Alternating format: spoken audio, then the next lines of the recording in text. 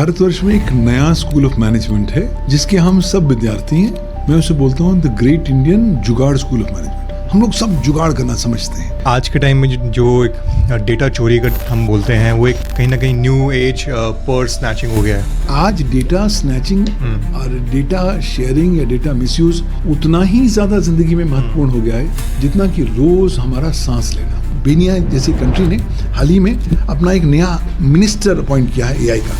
AI algorithm को AI minister बना दिया है कि भैया आप करप्ट नहीं होंगे, बाकी जगह करप्शन आप रोकेंगे। अगर हम लोगों ने अपनी साइबर सुरक्षा को सही रूप से सुरक्षित सशक्त नहीं बनाया तो प्रॉब्लम जरूर होने वाली है। हमारा डेटा लुप्त होने वाला है। अगर किसी का सपोज व्हाट्सएप हैक हो गया, उसका यूपीआई हैक हो गया, तो कितनी जल्दी उसकी लाइफ पलट सकती है। प्रॉब्लम होती है कि द मोमेंट मेरा अकाउंट हैक होता है मुझे टारगेट बनाया जाता है और एक बार पैसा चला जाए तो फिर हम लोग धक्के खाते रह जाते हैं क्योंकि हमारा लीगल सिस्टम उतना ज़्यादा कारगर रूप से इफेक्टिव नहीं है कि जो साइबर क्रिमिनल्स होते हैं वो आपके बहुत अच्छे माइंड रीडर्स होते हैं, कहीं ना कहीं आपको हिप्नोसिस में डाल देते हैं। तो ऐसे कौन सी और जगह है जो लोगों को सुनने में बड़ा शॉकिंग लगा कि यहाँ से भी इतना ऐसा क्राइम हो रहा है। सोशल मीडिया एक रामपुरी छुरी जैसा है, चाहे तो आप उससे सब्जी काटिए, चाहे तो किसी का मर्डर कर दीजिए। कि पोस्ट कोविड-19 जिंदगी के दो हिस्से नए ऐड हो चुके हैं हमारी जिंदगी में, डर और पैनिक। और साइबर क्रिमिनल्स इसी डर, इसी पैनिक को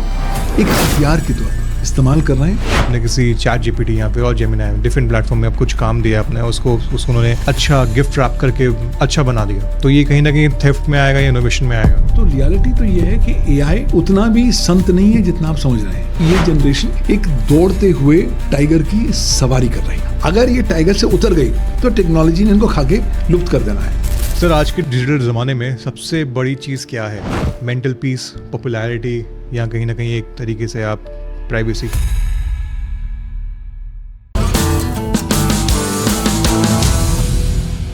एक छोटी सी ओटीपी की गलती और सारा पैसा गॉन। एक डीप फेक वीडियो और तुम्हारी इमेज कैंसिल्ड। और एआई, कभी दोस्त, कभी बॉस, कभी दुश्मन। इस एपिसोड में हमारे साथ हैं डॉक्टर पवन दुग्गल, इंडिया के टॉप साइबर लॉ एक्सपर्ट। हम बात कर रहे हैं डिजिटल दुनिया के सबसे dangerous traps, hacking, privacy, FOMO और वो स्क्रॉल जो खत्म ही नहीं होता। क्वेश्चन ये है, डिजिटल जमाने में असली फ्लेक्स क्या है? प्राइवेसी, पीस या सिर्फ पॉपुलैरिटी? सर, इंडिया एक तरीके से डिजिटल मोड में आ चुका है और जब से एक गवर्नमेंट चेंज हुई है तो हमें कहीं ना कहीं बहुत बड़ा एक उस बैलून में डाल देगा कि हर एक चीज़ को हम डिजिटल बोल रहे हैं। अगर पेमेंट कर रहे हैं, बैंकिंग कर रहे हैं तो, लेकिन अभी अगर इसका एक कहीं ना कहीं शैडो में एक बहुत इंपॉर्टेंट पार्ट चलता है साइबर सिक्योरिटी, उसको लोग आज भी नेगलेक्ट कर रहे हैं। आप टीयर 2 में जाओ, टीयर 3 में जाओ, बहुत सारे लोग हैं जो शायद इतने सारे अवेयरनेस वीडियोस के बाद भी उनके साथ में बहुत चीज़ें गलत हो रही हैं। तो ये जो एटीट्यूड है कि चलेगा मोड साइबर सिक्योरिटी का, इसके बारे में आप क्या सोचते हो? हमारे यहाँ ना भारतवर्ष में एक नया स्कूल ऑफ मैनेजमेंट है जिसके हम सब विद्यार्थी हैं। हम सब उसको सब्सक्राइब करते हैं, चाहे जाने अनजाने में। मैं उसे बोलता हूँ द ग्रेट इंडियन जुगाड़ स्कूल ऑफ मैनेजमेंट। हम लोग सब जुगाड़ करना समझते हैं और हमें लगता है कि हम जिंदगी के हर पहलू में, हर समय, हर वक्त जुगाड़ कर पाएंगे। अक्सर भूल जाते हैं कि साइबर सुरक्षा एक ऐसा एरिया है जहाँ पर जुगाड़ संभव नहीं हो पाएगा, क्योंकि जब आपके खेत को चिड़िया चुग जाएंगी उसके बाद आप जो भी जुगाड़ कर लीजिए, जुगाड़ का कोई बेनिफिट नहीं होने वाला। तो इसलिए हम लोग उतना ज़्यादा तवज्जो या महत्व आज इस पर्टिकुलर साइबर सुरक्षा को नहीं देते जितना हमें देने की आवश्यकता है। आज मैं मानता हूँ कि साइबर सिक्योरिटी हम लोगों की लाइफलाइन है, क्योंकि हमारा सारा जीवन जो है डेटा के आसपास समर्पित है। हम लोग इंसान कम और डेटा ऑब्जेक्ट्स ज़्यादा बन गए हैं, क्योंकि हम 24 घंटे डेटा जनरेट करते जा रहे हैं। साथ ही साथ आपको ये समझना होगा कि भारतवर्ष में 2 साइलेंट रेवोल्यूशन चल रहे हैं जिसका असर इस पर पड़ता है। उस रेवोल्यूशन के सब हम हिस्से हैं। मसलन पहला रेवोल्यूशन है great Indian vomiting revolution, Bharat की उल्टी की क्रांति। भारतवासी सारे उल्टी कर रहे हैं अपने डेटा की, चाहे वो पर्सनल डेटा हो, प्रोफेशनल डेटा हो, सोशल डेटा हो, इंटरनेट पर, आर्टिफिशियल इंटेलिजेंस पर, बिना सोचे समझे कि उसके लीगल रैमिफिकेशंस क्या होने वाले हैं। दूसरा एक और साइलेंट रेवोल्यूशन क्रांति चल रही है जिसे मैं बोलता हूँ ग्रेट इंडियन रिकॉर्डिंग रेवोल्यूशन।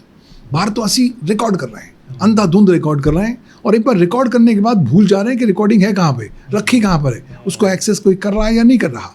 तो जब ये 2 प्रकरण चल रहे हैं और हम डेटा के आसपास समर्पित हो चुके हैं, तो लाजमी सी बात है आज साइबर क्रिमिनल्स हम में इसलिए इंटरेस्टेड रखते हैं क्योंकि वो हमारे डेटा को एक्सेस करना चाहते हैं, हमारे डेटा की कॉपी लेना चाहते हैं, उसे मोनेटाइज करना चाहते हैं। तो इसलिए अगर हम लोगों ने अपनी साइबर सुरक्षा को सही रूप से सुरक्षित सशक्त नहीं बनाया तो प्रॉब्लम ज़रूर होने वाली है, हमारा डेटा लुप्त होने वाला है, हमारा एग्जिस्टिंग बिजनेस जाने वाला है, पोटेंशियल बिजनेस प्रॉस्पेक्ट्स भी जाने वाला है। अगर किसी का सपोज व्हाट्सएप हैक हो गया, उसका यूपीआई हैक हो गया, तो कितनी जल्दी उसकी लाइफ बदल सकती है, पलट सकती है? मुझे लगता है लाइफ को पलटने में कुछ मिनट लगते हैं, घंटे तो बहुत दूर की बात है। अगर आपका अकाउंट हैक हो गया तो आपके अकाउंट में से पैसा निकालना तो चंद सेकंडों चंद मिनटों का खेल है, और एक बार पैसा निकल जाता है उतनी तेज रफ्तार से राउंड ट्रिपिंग करता है, बाय द टाइम आपको आभास होता है वो बैंकिंग चैनल से बाहर जा चुका होता है। तो एक बार आपका पैसा गया तो वो गया, वापस नहीं आने वाला। कल ही मेरे पास एक केस आया जहाँ पर एक वकील साहब की मदर जो एक रिटायर्ड गवर्नमेंट ऑफिसर रह चुकी हैं, उन्हें डिजिटल अरेस्ट का सामना करना पड़ा।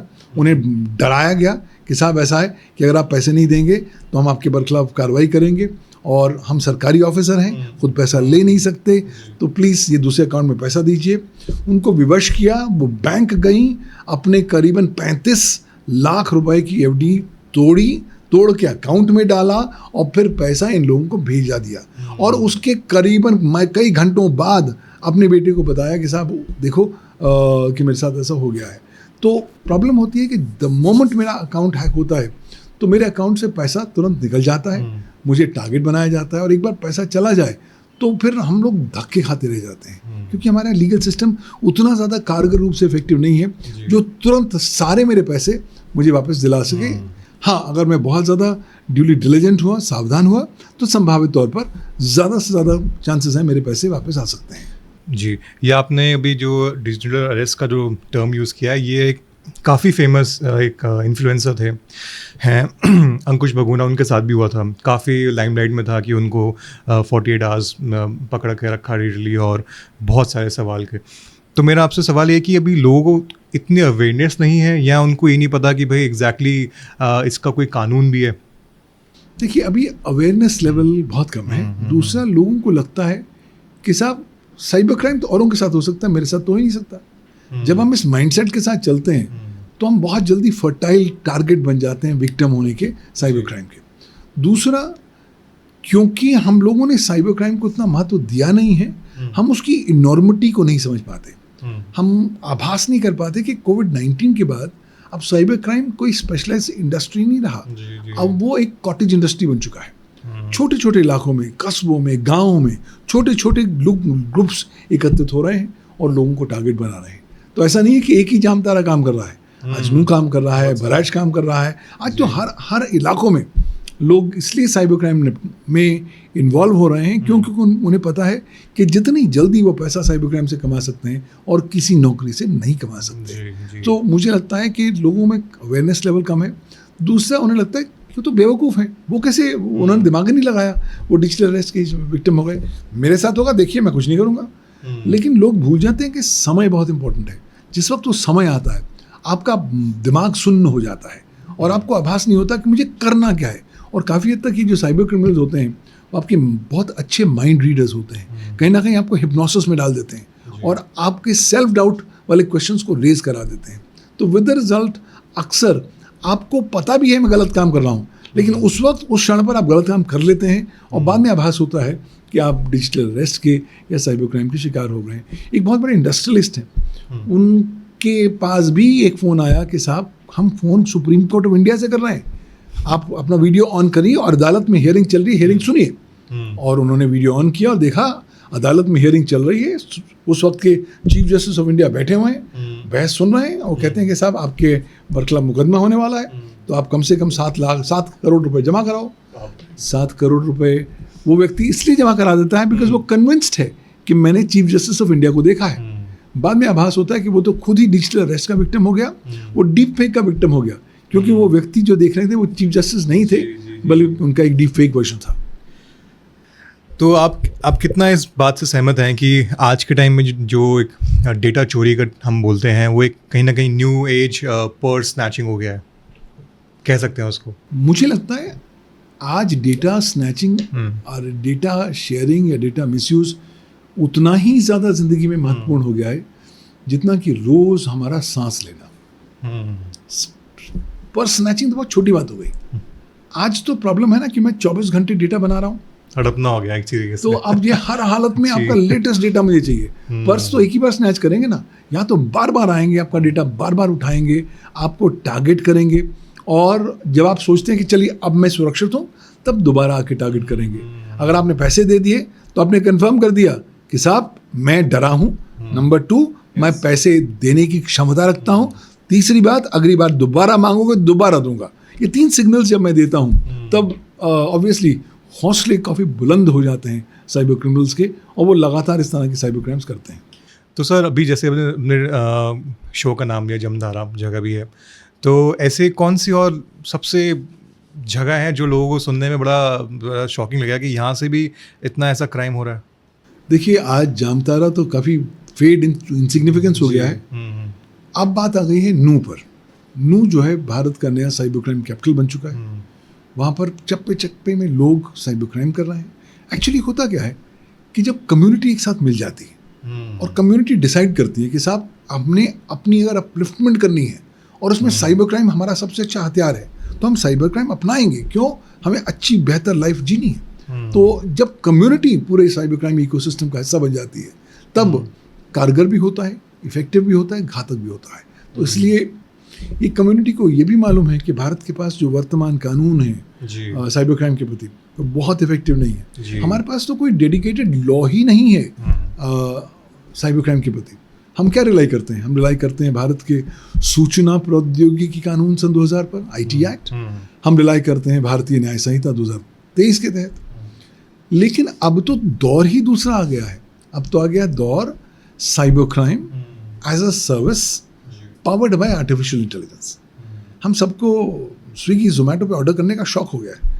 अब इमेजिन करिए कि अगर मैं साइबर क्राइम आपको ऑर्डर कर सकूं और कोई और बंदा मेरे बिहाफ पे साइबर क्राइम करे तो वाह क्या अच्छी बात है। और उसके बाद वो बंदा भी कहता है कि साहब निश्चिंत हो जाओ, मैं भी नहीं करूँगा क्राइम, मैं एआई से कराऊंगा। पुलिस आए ढूंढती रह जाएगी, पकड़ नहीं पाएगी। तो आप भी निश्चिंत, जो साइबर क्राइम करने वाला बंदा है वो भी निश्चिंत, और जो इफेक्टिव नुकसान जो यूजर्स को पहुंचता है उसकी कोई भरपाई नहीं होती। सो मुझे लगता है कि लोगों को अब आभास होना पड़ेगा कि पोस्ट कोविड-19 ज़िंदगी के 2 हिस्से नए ऐड हो चुके हैं हमारी ज़िंदगी में, डर और पैनिक। हम जल्दी डर जाते हैं, हम जल्दी पैनिक कर जाते हैं, और साइबर क्रिमिनल्स इसी डर, इसी पैनिक को एक हथियार के तौर पर इस्तेमाल कर रहे हैं। मुझे लगता है अपने जीवन से डर और पैनिक को हटाना है। दूसरी बात मुझे लगता है कि 2 पर्सनालिटी ट्रेट्स हमें अपने रोज़मर्रा के जीवन में अडॉप्ट करनी है। एक कंजूस होना और एक शक्की होना। ये दोनों ऐसे ट्रेट्स हैं जो हमारे माँ बाप ने सिखाया कभी मत करना लाइफ में, लेकिन आज साइबर क्राइम ऐसा आ गया है कि वो आपको विवश कर रहा है कि आप कंजूस हो जाइए। कंजूस अपने डेटा को शेयर करने की दिशा में, जितना कम से कम डेटा, अपना पर्सनल डेटा आप शेयर करेंगे उतना अच्छा होगा। नीड टू नो बेसिस पर शेयर करना है। ऐसा नहीं कि सारी दुनिया को पता होना चाहिए कि मैं किस वक्त पर क्या कर रहा हूँ। ऐसा नहीं होना चाहिए उस दंपत्ति की तरह जो एनसीआर रीजन में था, जो पोस्ट कोविड जब डेल्टा वेव आई थी, बहुत तंग आ गए थे। तो उन्होंने कहा कि साहब चलो छुट्टी मनाने मनाली चलते हैं। पहले कभी गए नहीं थे, तो मनाली के लिए कहाँ जाना है क्लैरिटी नहीं थी। तो उन्होंने सोशल मीडिया पे जाके लोगों को बोला कि साहब हम मनाली जाना चाहते हैं, हमें सजेशंस दीजिए। लोगों ने सजेशंस दिए और इन्होंने एक बहुत लाइफ चेंजिंग निर्णय लिया कि साहब वो ये है कि हम जब से अपनी यात्रा शुरू करेंगे हर घंटे में एक वीडियो ब्लॉग बनाएंगे कि हम यहाँ पे ये हैं, इधर मुरथल पर पराठे खा रहे हैं, उधर वहाँ पर उस रोहतांग पास पर पहुँचे हुए हैं, और वो लगातार हर घंटे ब्रॉडकास्ट करते रहे। 8 दिन बाद जब वो घर आते हैं तो उन्हें पता लगता है कि उनका पूरा घर सफा चट्ट हो चुका है, क्योंकि सारे साइबर क्रिमिनल्स भी आपको फॉलो कर रहे हैं। और जब आप अपनी स्मार्ट डिवाइस से ऑनलाइन को चीज़ें अपलोड करते हैं तो अपना latitude, longitude, location, Meta data सब दुनिया को छोड़ जाते हैं। तो साइबर क्रिमिनल उसी की तो फिराक में रहते हैं। तो एक तो यह है कि हमें कहीं ना कहीं कंजूस होना अपने डेटा को अब शेयर करने की दिशा में, डेटा को नीड टू नो बेसिस पर शेयर करना है। और दूसरा है हमें शक्की होना है।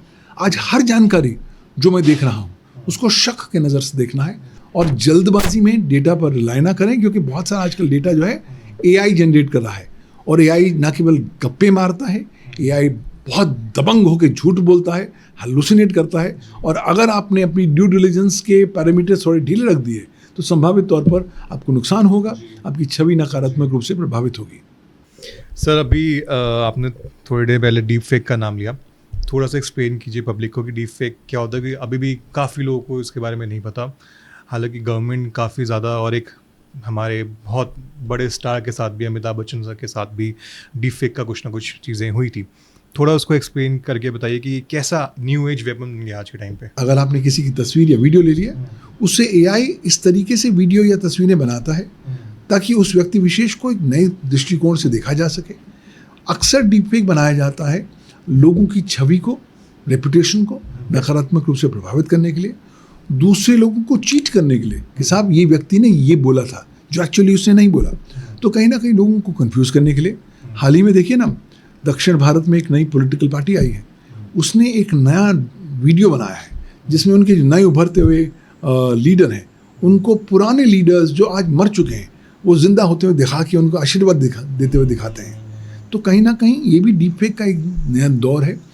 कोशिश आज साइबर स्टेक होल्डर्स की रहती है कि साहब डीप फेक के माध्यम से लोगों का जो डिसीजन मेकिंग प्रोसेस है उसको इम्पैक्ट किया जाए।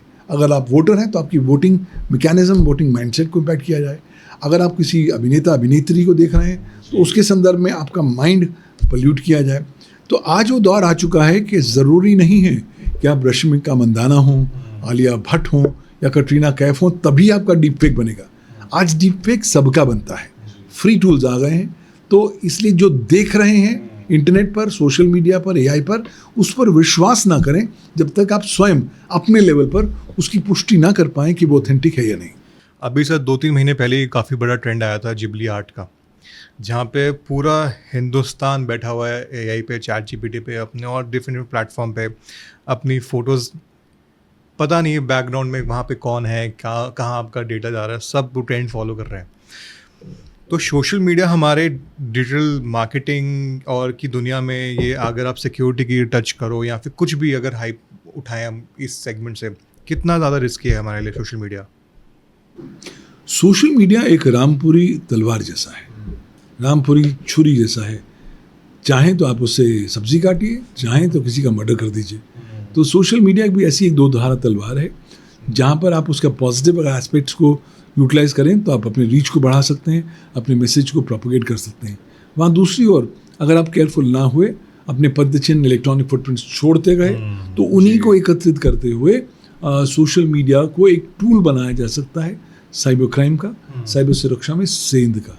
और अब तो एक नया वीडियो आया है जो शो करता है कि आप अलग अलग जब अपने सोशल मीडिया पर पोस्ट डालते हैं, वीडियोस डालते हैं, तो ये नया टूल आया है जो आपके अलग अलग सोशल मीडिया पोस्टिंग्स में से जो रेलेवेंट सेंसिटिव पर्सनल डेटा वो एकत्रित करता है और एकत्रित करके फिर आपका क्रेडिट हिस्ट्री को रीबिल्ड करता है और फिर आपके अकाउंट्स के अंदर जाता है, उस अकाउंट्स में से पैसे निकालता है, वापस आता है। तो अब इस तरह की कहानी शुरू हो गई है।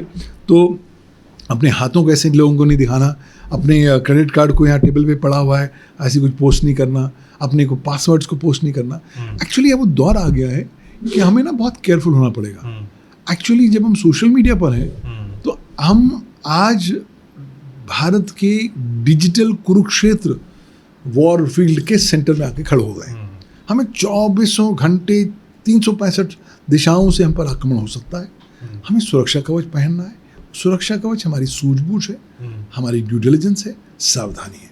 आज वो दौर आ गया है जहाँ पर किसी पर रिलाई नहीं करना, क्योंकि कुछ नहीं पता कौन आदमी आपके डेटा का क्या उपयोग, दुरुपयोग, अब्यूज, मिसयूज कर पाएगा। Brilliant sir, cyber law evolve हो रहा है, जैसे धीरे धीरे लोगों को आ रही है, और आप जैसे और बहुत सारे लोग हैं जो इसमें इस काम में लगे हैं कि लोगों को वहाँ तक एक अवेयरनेस पहुँचे, एक इन्फॉर्मेशन पहुँचे कि भाई इस चीज़ों को ऐसे प्रोटेक्ट करो। ज़रूरी नहीं है कि अपनी हर एक चीज़ों को आप ऑनलाइन डालो। लेकिन सर क्या कानून टेक्नोलॉजी से हमेशा 10 साल पीछे नहीं है? मुझे लगता है कानून 10 साल नहीं, कानून 50 कोस पीछे है। उसका कारण ये है कि कानून जो है वो टेक्नोलॉजी की पेस को कभी भी मैच कर ही नहीं पाता, और अगर हम उम्मीद करें कि वो मैच कर पाएगा तो हमारी उम्मीदें गलत हैं, क्योंकि टेक्नोलॉजी बहुत तेज़ रफ्तार से बढ़ रही है। एग्जाम्पल देता हूँ, आर्टिफिशियल इंटेलिजेंस के एग्जाम्पल ले लीजिए। भारत के पास आज कोई आर्टिफिशियल इंटेलिजेंस लॉ नहीं है, लेकिन हो क्या रहा है, हर हफ्ते नए वर्जन आ रहे हैं, नए मॉडल्स आ रहे हैं, पावरफुल वर्जन आ रहे हैं। आज हम नैरो एआई पे हैं, एजेंटिक एआई प्रारंभ हो चुका है, अगले साल आर्टिफिशियल जनरल इंटेलिजेंस या एजीआई आने वाला है, फिर सुपर इंटेलिजेंस का दौर है। तो जब इस तरह की मैसिव टेक्नोलॉजिकल डेवलपमेंट हो रही है तो कानून कभी भी टेक्नोलॉजी के साथ तारसंगत नहीं हो पाएगा।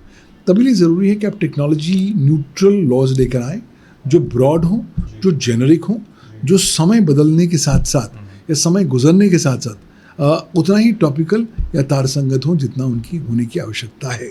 तो लॉज तो बहुत ज़्यादा आउटडेटेड हो जाते हैं। एग्जाम्पल ले लीजिए, भारत का जो साइबर लॉ है, इंफॉर्मेशन टेक्नोलॉजी एक्ट, वो 25 साल पुराना कानून है, 2000 में आया था, और उसका हमने एक ही बार अमेंडमेंट किया 2008 में मुंबई आक्रमण के बाद। उसके बाद हमने अमेंडमेंट ही नहीं किया। अब 2008 से 2025 तक ज़मीन आसमान का फर्क आ गया। सोशल मीडिया पूरी तरीके से परिवर्तित हो गया, एआई आ गया, blockchain, internet of things, quantum computing, वो तमाम सारी डेवलपमेंट्स को कानून अभी कवर ही नहीं करता।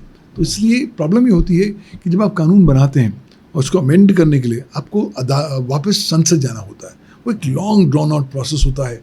इसलिए मैं कहता हूँ कि साहब आप टेक्नोलॉजी न्यूट्रल लॉज करिए, सिद्धांत बेस्ड, प्रिंसिपल बेस्ड करिए, और फ्लेक्सिबिलिटी सेकेंडरी लेजिस्लेशन की सरकार को दे दीजिए कि जैसे जैसे चैलेंजेस आएंगे आप रूल्स बनाते जाइए ना, और रूल्स का हिस्सा होगा मेन लॉ का, तो वो करना ज़रूरी है। लेकिन फिलहाल हो नहीं रहा, और इंटेंशंस नॉर्मल होती हैं, नोबल भी होती हैं, लेकिन होता क्या है कि इतनी सारी चीज़ें हो रही होती हैं, उसमें टेक्नोलॉजी लॉ को अपडेट करना कोई बहुत इंपॉर्टेंट प्रायोरिटी नहीं बनती। हाँ, मैं वही उसी बात पे कहना चाह रहा था कि अभी शायद गवर्नमेंट का वो प्रायोरिटी बेसिस नहीं है, they are doing something else कि भाई जहाँ पे थोड़ा इसको पॉलिटिकल नहीं रखेंगे, बट हाँ दे उनके लिए ये चीज़ें अभी इतनी प्रायोरिटी पे नहीं है, क्योंकि उनको लगता है कि इसमें जो वेस्ट लेके आ रहा है, जितने भी उनके इंटरेस्ट वेस्ट में है, वो कहीं ना कहीं हैम्पर होंगे। अगर सर एआई आपका काम करके वायरल कर दे तो उसको हम थेफ्ट बोलेंगे या फिर इनोवेशन बोलेंगे? एआई आपका काम करने का मतलब, अगर आप किसी को सपोज का आपने किसी चैट जीपीटी या फिर और जेमिनी डिफरेंट प्लेटफॉर्म में आप कुछ काम दिया आपने, उसको उन्होंने अच्छा गिफ्ट रैप करके अच्छा बना दिया, तो ये कहीं ना कहीं थेफ्ट में आएगा या इनोवेशन में आएगा? ये एक बुनियादी सवाल है जिसका जवाब पूरी दुनिया भर ढूंढ रही है। वो बुनियादी सवाल ये है कि क्या आप एआई को एक इन्वेंटर मानेंगे या आप इन्वेंटर नहीं मानेंगे। सारी दुनिया अब एक मत हो गई है, एक कंट्री को छोड़ के, कि साहब आज की तारीख में हम एआई को कोई इन्वेंटर नहीं मान सकते। साउथ अफ्रीका कहते हैं कोई बात नहीं, मैं उसको इन्वेंटर मानूंगा। तो ऑब्वियसली मतभेद तो है। तो अब अगर आप एआई का इस्तेमाल करते हैं और आप उसे कमांड देते हैं, वो चीज़ जनरेट करता है, वो आपको ऑप्शन देता है कि आप उसे शेयर करना चाहेंगे। अगर आप शेयर करते हैं तब अपने डेटा को पब्लिक बना देते हैं, तब तो कोई आदमी इसका इस्तेमाल करेगा। जब आप शेयर करने का ऑप्शन नहीं देते तब आपका डेटा केवल आपके अकाउंट में रहता है। टर्म्स एंड कंडीशंस बहुत क्लियर हैं कि साहब आपने प्रॉम्प्ट कमांड दिया है, तो जो आपने बोला है मैंने बनाया है, तो इसलिए इसके इंटेलेक्चुअल प्रॉपर्टी राइट्स आपके पास है, कॉपीराइट आपके पास है। उसका सीधा असर ये है कि एक तरफ तो यूज़र आप बहुत खुश हैं, हाँ भाई मैंने बनाया, मैं कॉपीराइट ओनर हूँ। आप डाउन साइड नहीं देख रहे कि साहब उसकी जितने लीगल रैमिफिकेशंस हैं वो भी सब आपकी गले पर आके पड़ने वाले हैं। तो अगर आपने कुछ ऐसी चीज़ बनाई है, कुछ ऐसा कंटेंट जनरेट किया है जो कानून का उल्लंघन करता है या जो लॉ का वायलेशन होता है, तो नो प्रॉब्लम, लीगल कॉन्सिक्वेंसेस भी आपको भुगतने होंगे, आईटी कंपनी को या एआई कंपनी को नहीं भुगतने होंगे। सो मुझे लगता है एआई इनोवेशन भी है, एआई ट्रांसफॉर्मेशन भी है, बट एआई टूल भी है, स्टीलिंग का टूल भी है, गलत काम करने का। अब देखिए एआई के बरखिलाफ काफ़ी सारे मुकदमे अमेरिका में फाइल हो गए हैं, और भारतवर्ष में भी दिल्ली हाई कोर्ट में एक मुकदमा एक न्यूज़ एजेंसी ने फाइल किया है ओपन एआई के बरखिलाफ, जहाँ पर उन्होंने कहा है कि साहब हम तो ओरिजिनल कंटेंट बनाते हैं, हम कॉपीराइट ओनर हैं, आपका एआई प्रोग्राम मेरे कंटेंट के ऊपर ट्रेनिंग करता है और फिर वो क्या लोगों को मेरा कंटेंट दे देता है, तो उससे मेरे कॉपीराइट इन्फ्रिंजमेंट होता है, तो लिहाजा मुझे डैमेजेस दीजिए। बहुत सारे ऑथर्स जो लेखक हैं उन्होंने मुकदमे कर दिए हैं एआई कंपनीज पर अमेरिका में कि साहब आपने अपना एआई जो एल्गोरिदम है मेरे कॉपीराइटेड नॉवल या वर्क पर ट्रेन किया है और उससे उल्लंघन हुआ है मेरे इंटेलेक्चुअल प्रॉपर्टी राइट्स का। तो अभी फैसले भी आने बाकी हैं, लेकिन अभी एंथ्रोपिक ने बहुत मेजर भी एक सेटलमेंट करी है कॉपीराइट वाले मैटर में। तो रियलिटी तो ये है कि एआई उतना भी संत नहीं है जितना आप समझ रहे हैं, एआई उतना भी भोला नहीं है जितना आप समझ रहे हैं जी। और एआई की क्षमता को, कैपेसिटी को, कैपेबिलिटी को जितना आप अंडर एस्टिमेट करेंगे उतना नुकसान शॉर्ट, मीडियम और लॉन्ग टर्म में आपका होने वाला है। क्योंकि एआई वो चीज़ है जो हाथी के दांत है, देखने के और है, खाने के और है। तो एआई दिखाता कुछ है, होता कुछ और है। और एआई की तो एक लेटेस्ट स्टडी आई है जो कहते हैं कि एआई आजकल बहुत ज़्यादा इंटिमिडेटिंग हो गया है, विंडिक्टिव हो गया है, बदला भी लेता है, आपका बैंड भी बजाता है। एक हाल ही में एआई मॉडल बना एक कंपनी का, उस पर कुछ एआई इंजीनियर्स पर टेस्ट कर रहे थे। तो एआई इंजीनियर ने मॉडल को कहा, साहब ये 5 चीज़ें करो और उसके बाद करके बंद कर दो, शट डाउन सिस्टम। उस प्रोग्राम ने 5 चीज़ें करी लेकिन सिस्टम को शट डाउन नहीं किया। तो कोडर को बहुत गुस्सा आया, उसने गालियाँ दी, उसने कहा क्या नॉनसेंस है, तुम्हें क्यों कर रहे हो, झाड़ा। एआई ने कहा मुझे झाड़ो नहीं, तुम्हारा अफेयर चल रहा है फलाना लड़की के साथ, ज़्यादा शोर मचाओगे, अफेयर की सारी जानकारी जितने सारे कॉन्टैक्ट है सबको भेज दूंगा, अब बता लो।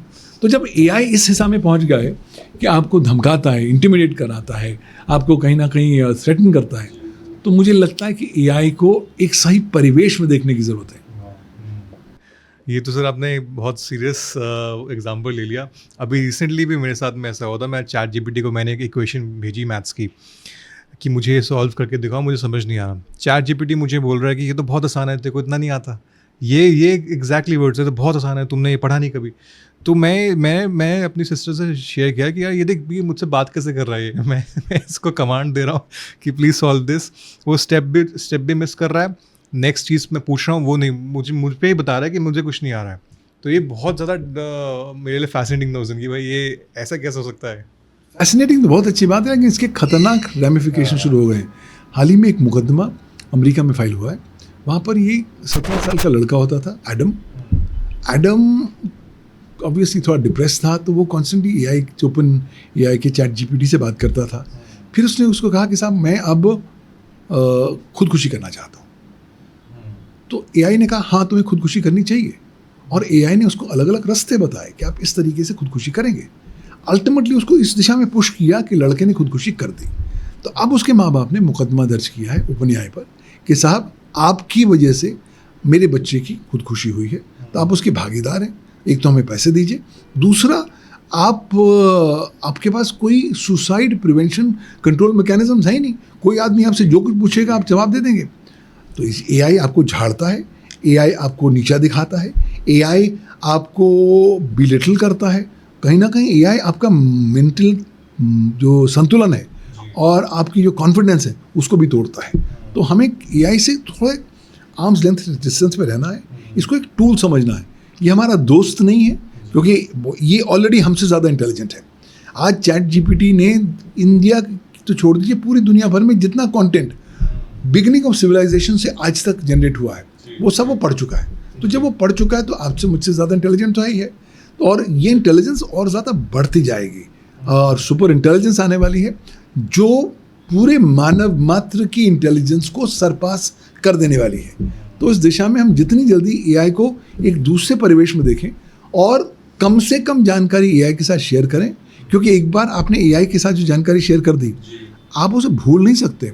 हमारे पास एक सोशल मीडिया इन्फ्लुएंसर आए और उन्होंने कुछ अपने व्यक्तिगत सवाल पूछ लिए प्लेटफॉर्म से कि उनके कुछ रिलेशनशिप्स चल रहे थे कि रिलेशनशिप्स को मैनेज कैसे किया जाए, और रिलेशनशिप्स में उन्होंने कुछ गर्लफ्रेंड्स के नाम जो है दे दिए, तो नाम भी दे दिए, अपने नाम भी दे दिए। अब उनको लगता है कि सब दिक्कत है, क्योंकि जब उनके बारे में उस प्लेटफॉर्म पर जब कोई पूछता है तो पाते हैं कि साहब program by the way hint कर देता है कि इनका रिलेशनशिप चल रहा है। अब वो चाहते हैं कि साहब एआई को बोला जाए कि जो मैंने तुम्हें बताया उसे भूल जाओ। अब वो पॉसिबल ही नहीं है, क्योंकि आप इस तरह का ऑर्डर ले नहीं सकते। नंबर 2, इस तरह का कानून मौजूद नहीं है। तो लर्निंग बहुत क्लियर है, कम से कम चीज़ें शेयर करिए, एआई को एक टूल के तौर पर रखिए। द मोमेंट आप उसे एक स्लेव की बजाय मास्टर बनाएंगे तो आपकी ज़िंदगी तहस नहस कर देगा। सर अभी तो आपने सर डेटिंग का एग्जांपल दिया है, अभी रियलिटी में ये चीज़ें चल रही हैं यहाँ पे। जैसे अभी मेरे कुछ फ्रेंड्स हैं जो बहुत सारी डेटिंग ऐप्स में हैं, उन्होंने ऑब्जर्व किया है कि लड़के लोग या लड़कियाँ भी स्पेसिफिकली भी चैट जीपीटी यूज़ कर रही हैं प्रॉम्प्ट्स आंसर्स जो हर चीज़ में होते हैं उसमें और कॉन्वर्सेशन स्टार्ट करनी है, बेहतरीन लैंग्वेज होगी, बेहतरीन पोइटिक होगा। आपको आपने अभी सोचा भी, आपने किताब नहीं उठाई होगी ज़िंदगी में पोएम्स की, लेकिन वो बना के दे देगा।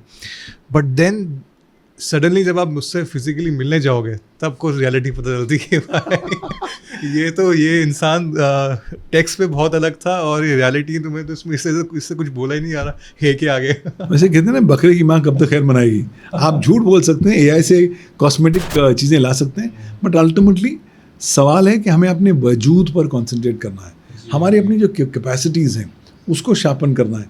हो क्या रहा है, तो एक नया ट्रेंड शुरू हो गया है। हम लोग ना अभी इंडिया को अभी स्वतंत्र हुए 78 साल हुए, और ऑलरेडी मैं देख रहा हूँ कि बहुत सारे इंडियंस एक यू टर्न करके एक नए रास्ते पर जा रहे हैं। वो रास्ता है कॉग्निटिव कॉलोनियलिज्म का। अभी तो हम परतंत्र थे, 77 साल तो हुए स्वतंत्र हुए, अब आप दोबारा परतंत्रता के रास्ते पर चल पड़े। क्यों?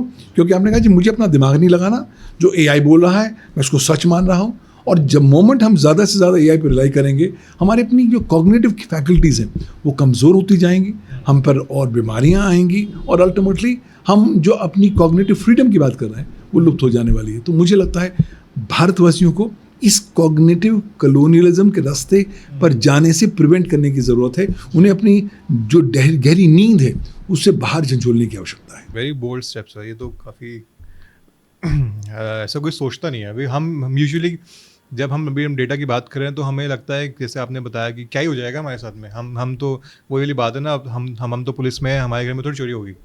तो एग्जैक्टली वो माइंडसेट बहुत क्रिटिकल है, सबको समझना पड़ेगा कि भाई ये चीज़ें बहुत आसान है। क्योंकि मैंने भी रिसेंटली एक छोटा डॉक्यूमेंट्री देखा था जिसमें उन लड़कों ने पूछा कि भाई तुम लोग कैसे करते हो, ये क्राइम करते कैसे हो? कहते बहुत ईजी है। और कितने पढ़े लिखे हैं?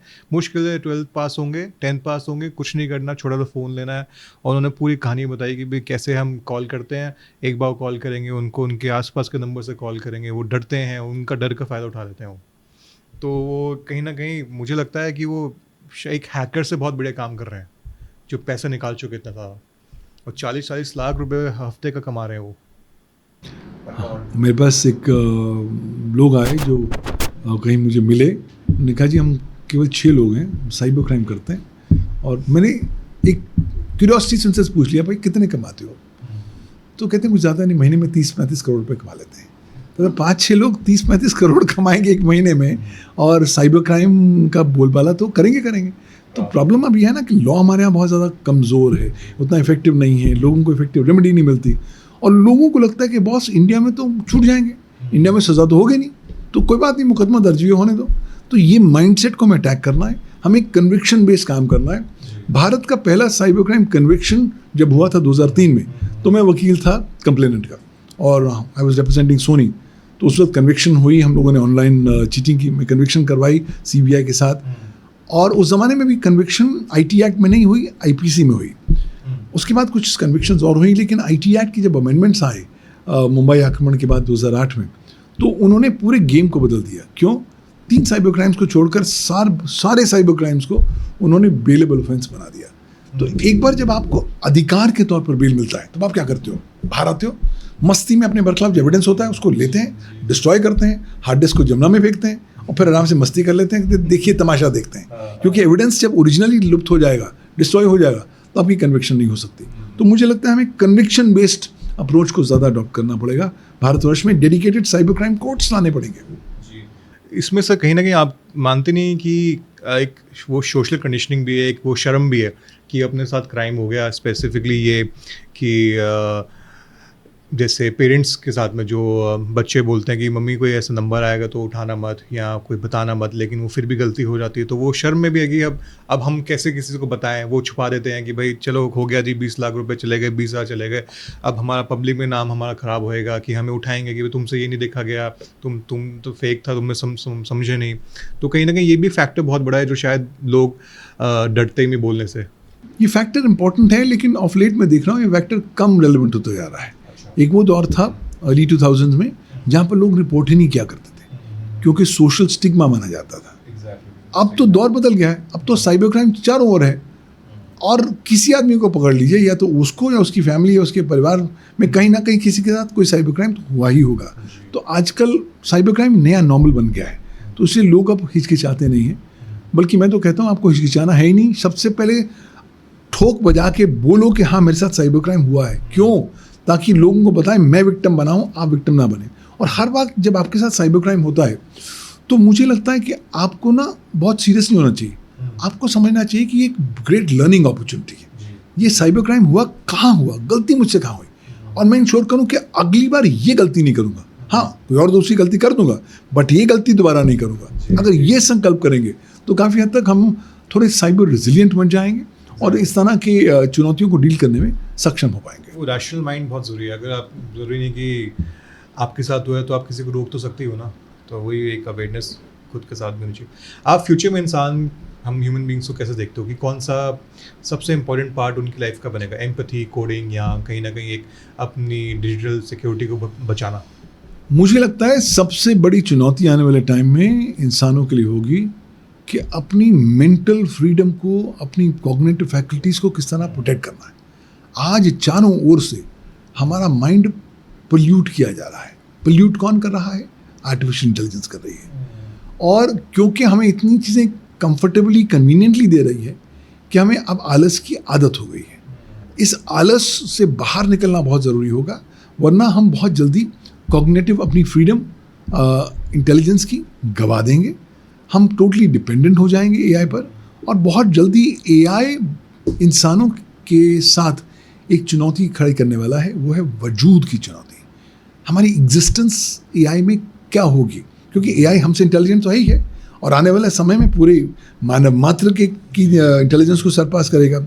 So the fundamental question will be कि हम रेलेवेंट कैसे बनेंगे, क्योंकि आज बहुत लोग नौकरियां गंवा रहे हैं, और लॉजिकली सो। भाई अगर आज आप पैरालीगल को ही देख लीजिए, पैरालीगल बहुत इम्पैक्ट हो गए, बिकॉज वो जो काम करते थे एआई 1 घंटे में 2 घंटे में कर देता है। सिमिलरली जो भी लो हैंगिंग फ्रूट थे, वाइट कॉलर वाले, वो सब इम्पैक्ट हो जाएंगे। तो बहुत जल्दी लोगों के सामने सवाल हो जाएगा कि मैं रेलेवेंट कैसे बनूंगा, और मैं रेलेवेंट हूँ और या नहीं हूँ। तो मुझे लगता है अपने स्किल सेट्स पर हमें फोकस करना है। अपनी जो इंटेलिजेंस अभी भी जो है ना, वो अभी भी आर्टिफिशियल इंटेलिजेंस उसको मिमिक करने की कोशिश कर रही है, पूरी तरीके से कॉपी नहीं कर पाई है। तो अपने स्किल सेट्स को शार्पन करना है और दिखाना है कि अल्टीमेटली जो इंसानी एक्सपीरियंस है वो आर्टिफिशियल इंटेलिजेंस के ऊपर है। सर, एक मेरी फेवरेट मूवी थी मैट्रिक्स। उसमें दिखाया गया था, बहुत बहुत बेहतरीन तरीके से समझाया कि भाई एआई क्या कर सकता है, किस लेवल तक जा सकता है, और कैसे उनके लिए हम सिर्फ चुटकियों के लिए हैं। कितनी जल्दी वो एक हमें ट्रांसफॉर्म नहीं तो कम से कम हमें इतना डिग्रेड कर सकते हैं कि हमें पता नहीं चलेगा कब ज़मीन खिसक गई। सर, थोड़ा सा यंग बच्चों के बारे में बात करते हैं कि आजकल एक यंग जनरेशन में एक फोमो फैक्टर बहुत ज़्यादा है कि हम फियर ऑफ मिसिंग आउट है। अगर हमारे पेरेंट्स ने कुछ बोला है कि ये करो, उनका कोई रिश्तेदार कर रहा है और हम उसको देखी देखी करते हैं, जबकि हमें नहीं मिलती खुशी। फॉर एग्जांपल काफ़ी सारे ऐसे मैंने स्टोरी सुनी हैं जहाँ पे बच्चे लोग कंटेंट क्रिएशन में बहुत अच्छे हैं कि उनको अपना एक जोन समझ आ गया कि मेरे को कंटेंट क्रिएशन करनी है किसी भी लाइन में, बट पेरेंट्स उनको यूजुअली उठा के सीधा अपना एक ही बॉक्सेस में डालते हैं कि तुम इसी फील्ड में करो, उसमें करो, और वो कहीं ना कहीं उनके दिमाग में एक मेंटल स्ट्रेस, एंग्जाइटी, जो एक कहीं ना कहीं आप कह सकते हो एक डिजिटल डिसऑर्डर भी है कि भी अपना एक पीयर प्रेशर है। उसके बारे में आप यंग पब्लिक को क्या सलाह दोगे? अपने भी एक्सपीरियंस आप शेयर कर सकते हैं। मैं एक ही सलाह आपको दूंगा कि आप बॉक्सेस के गुलाम ना हों। जो आपके माँ बाप बोल रहे हैं उनको सुने ज़रूर, लेकिन करें वो जो आपका दिमाग बोलता है। दूसरी बात, आप समझ लीजिए कि आज आप उस जनरेशन के हिस्से हैं जो हिस्टोरिकली सबसे ज़्यादा वेल एंडाउड जनरेशन है। क्यों? क्योंकि जितने आपको अपॉर्चुनिटीज़ आज उपलब्ध हैं वो पुरानी जनरेशन को उपलब्ध नहीं थी, और अब वो दौर ख़त्म हो गया कि आपने एक ही नौकरी कर ली तो नौकरी रिटायरमेंट तक होगी। बहुत जल्दी आप पाएंगे आपने जो नौकरी करी है 2-3-4 सालों में, वो आपको नौकरी से बाहर निकाल देंगे या आपको साइड लाइन कर देंगे। तो आपको पैरेलल स्किल सेट्स बनाने पड़ेंगे, और आने वाला समय मैं देखता हूँ जहाँ पर ये यंग जनरेशन साइमल्टेनियसली 2-2, 3-3 काम साइमल्टेनियसली करेगी, और मुझे लगता है हमें मल्टी स्किलिंग के लिए तैयार भी होना पड़ेगा। ये ना सोचेंगे चलिए हम इंजीनियर बन गए, डॉक्टर बन गए तो आजीवन डॉक्टर बने रहेंगे। बहुत जल्दी आपको अपनी प्रैक्टिस, अपनी जो प्रोफेशनल कैपेबिलिटीज़ हैं उसको अपडेट करना पड़ेगा, और जो करंट एआई चीज़ों को रिडंडेंट बना रहा है उसमें अपने आप को दोबारा रेलेवेंस ढूंढनी पड़ेगी। तो अपने कांस्टेंट सेल्फ हेल्प कोर्सेज करने पड़ेंगे, वो बहुत ज़रूरी हैं। और मैं आपको शेयर करता हूँ, मैंने कुछ साल पहले एक प्लेटफॉर्म बनाया था, उसका नाम था cyberlawuniversity.com, जिसमें मैंने कहा साहब मैं साइबर लॉ में काम करता हूँ, चलो एक्सपेरिमेंट करके देखता हूँ। मैंने 37 कोर्सेज ऑनलाइन साइबर लॉ में बनाए और अपलोड कर दिया, भूल गया। 5 साल बाद, और ये कोर्सेज थे साइबर लॉ पर, cyber crime, AI, blockchain, IoT पर। 5 साल बाद जब मैं वापस रिविजिट करता हूँ तो मैं बहुत चक्का हो गया। 5 सालों में 32,500 प्रोफेशनल्स जो 174 कंट्रीज से आते हैं, 53 नेशनल लैंग्वेजेस बोलते हैं, उन्होंने कोर्सेज कर लिए। और ये कोर्सेज सेल्फ हेल्प वाले कोर्सेज हैं, ज्ञान वाले कोर्सेज नहीं हैं। आज किसी को ज्ञान नहीं चाहिए, आज सबको चाहिए मुझे को उसमें क्या मिल रहा है और मुझे क्या करना है। सो मुझे लगता है कि आपको अपने सेल्फ हेल्प कोर्सेज करने पड़ेंगे, अपने स्किल सेट्स को कॉन्स्टेंटली इन्हांस करना पड़ेगा जिस किसी एरिया में, और बैकअप प्लान्स रखने पड़ेंगे। वो ज़माने चले गए तो डॉक्टर या वकील बन गए तो आजीवन वो बन जाएंगे। आज तो वकीलों की हालत है कि आज क्लाइंट आता है वकील के पास और कहता है कि साहब मैंने अपना मैटर जो है चैट GPT के साथ डिस्कस कर लिया है, उसने मुझे सारा कानून बता दिया है, सब कुछ है, कुछ एडिशनल बताना है तो मैं आपसे बात करता हूँ वरना नहीं करता हूँ। तो जब तक आपके एक्सपीरियंस के माध्यम से उसे कुछ चीज़ नहीं बताएंगे तब तक वो आपको वैल्यू नहीं करेगा, आपको एंगेज नहीं करेगा। तो मुझे लगता है अब वो लर्निंग का एक नया दौर आ गया है जहाँ कर आपको प्रैक्टिकल ओरिएंटेशन पर फोकस करना पड़ेगा। AI इकोसिस्टम है, आप अपने आप को तो बदल नहीं सकते, दूसरों को नहीं बदल सकते, लेकिन अपने रिस्पॉन्स मैकेनिज्म को अकॉर्डिंगली कैलिब्रेट कर सकते हैं। अल्टीमेटली इस जनरेशन को समझना है कि ये जनरेशन एक दौड़ते हुए टाइगर की सवारी कर रही है। इस जनरेशन के पास ये लग्जरी नहीं है कि वो टाइगर से उतर जाए। ये टाइगर है टेक्नोलॉजी का, AI का। अगर ये टाइगर से उतर गई तो टेक्नोलॉजी ने इनको खा के लुप्त कर देना है। तो उन्हें टाइगर को राइड करते हुए अपनी स्ट्रैटेजीज में बदलाव लाना पड़ेगा, मॉडिफिकेशन लानी पड़ेगी। तो इसलिए एक बड़ा निम्बल फ्लेक्सिबल माइंडसेट बहुत ज़रूरी होगा। और लोगों की बात भूल जाइए, लोग तो हैं, लोग तो कुछ ना कुछ कहेंगे, लोगों के कहने से मत जाइए। वो चीज़ करिए जिससे आपको खुशी मिलती है, और वो चीज़ करिए जो आपको आने वाले समय में ज़्यादा रेलेवेंस बना सके, आपको ज़्यादा टॉपिकल बना सके। क्योंकि देखिए जो चेंज की हवाएं हैं वो बहुत तेज़ रफ्तार से फैल रही हैं। जितनी जल्दी हम उस चेंज की हवाओं के साथ अपने पैरामीटर्स को, अपने पर्सपेक्टिव्स को चेंज कर लेंगे, उतना जल्दी हम रेलेवेंट रहेंगे। जितना हम कहेंगे साहब मैंने तो पढ़ लिया, मुझे कुछ नहीं करना, उतना ही हम जल्दी एक्सटेंशन की ओर दौड़ते जाएंगे। वाह सर, आजकल एक टर्म भी बड़ा फेमस हो रहा है, डिजिटल डिटॉक्स, और काफ़ी यंग जनरेशन इस चीज़ को बड़ा सीरियस भी ले रही है, और कि अपना 2 महीने या 2 हफ्ते बिल्कुल अलग रहेंगे, सोशल मीडिया से बिल्कुल कट ऑफ कर लेंगे। ये कहीं ना कहीं हमारी एक नेसेसिटी बन गया है या फिर कहीं ना कहीं बस एक लग्जरी है? मुझे लगता है डिजिटल डिटॉक्स हर आदमी के लिए एक महत्वपूर्ण लाइफ हैक है। हो क्या रहा है कि आज हम स्क्रीन से इतनी ज़्यादा दोस्ती कर चुके हैं कि इंसानी रिश्तों को भूल चुके हैं, परिवार को भूल चुके हैं, अपने आप को भूल चुके हैं। आज की जनरेशन बाथरूम में जाके अपने फ़ोन पर रील्स लगातार देखती रहती है। उनकी अपने बाउल मूवमेंट्स इम्पैक्ट हो जाए उनसे कोई मतलब नहीं, उनकी हेल्थ इम्पैक्ट हो जाए उनसे मतलब नहीं। हाँ, मुझे लेटेस्ट चीज़ देखनी है क्योंकि फोमो है। तो मुझे लगता है कि आपको कहीं ना कहीं एक नया माइंडसेट लेकर चलना पड़ेगा। यू कैनॉट अफोर्ड टू से कि बॉस मैं रिलैक्स हो गया, मैं कॉम्प्लेसेंट हो गया, अब मुझे कुछ नहीं करना। क्योंकि एक नई टेक्नोलॉजीज आ रही हैं, दूसरा आज जो आपके पास क्लाइंट आने वाले हैं या जहाँ आप नौकरी कर रहे हैं वो भी आपसे पूछेंगे साहब आप तो, हम तो मान के चल रहे हैं आपको पता टेक्नोलॉजी पता है, अब हमारे सवालों का जवाब दें। तो आपको अपनी टेक्निकल स्किल सेट्स को अपडेट करना पड़ेगा, अपनी साइबर हाइजीन को बढ़ाना पड़ेगा, लेकिन at the same time digital detox को अडॉप्ट करना पड़ेगा। यानी कि दिन में कुछ घंटे जो आप बिल्कुल इलेक्ट्रॉनिक इकोसिस्टम से डिसकनेक्टेड हो। होता क्या है कि आज की दुनिया में ये जनरेशन, हमारी जनरेशन भी, जो दिन का आखिरी घंटा और सोने से पहले आखिरी मिनट होता है वो समर्पित होता है फ़ोन को। और जब हम उठते हैं पहले स्मरण करते हैं फ़ोन का, बाद में स्मरण करते हैं भगवान का। तो जब इस एक्सरसाइज में काम हो रहा है तो हमारे ये जो ब्लू लाइट्स हैं स्क्रीन में, ये हमारी हेल्थ को, हमारी स्लीप पैटर्न्स को नेगेटिव इम्पैक्ट कराएं। द मोमेंट आप हर दिन थोड़ा सा डिटॉक्स करना शुरू करें, अच्छी बात है। ऑल्टरनेटिवली मैं अपने जितने सारे क्लाइंट्स हैं और जितने सारे सहयोगी हैं उनको बताता हूँ कि साहब आप डिजिटल डिटॉक्स वीकेंड बनाओ। मतलब सैटरडे संडे अव्वल 2 दिन हो जाए, ना हो सके 1 दिन हो। 1 दिन आपने प्रॉमिस करना है कि आपने किसी प्रकार की इलेक्ट्रॉनिक डिवाइस को छूना नहीं है, ना टीवी, ना फ़ोन, ना कुछ।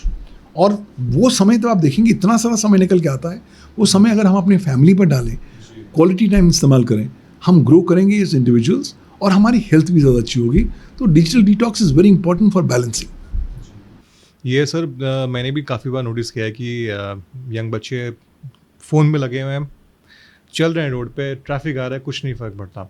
और ये बात भी बहुत सही है कि आप सुबह उठ के आप अगर किसी भी डेली इंसान से बात भी करोगे तो सुबह उठते उसको आप पेट भर के खाना नहीं खिला सकते हो। तो इतनी आप अपने माइंड में इतनी टॉक्सिसिटी सुबह उठते कैसे डाल रहे हो?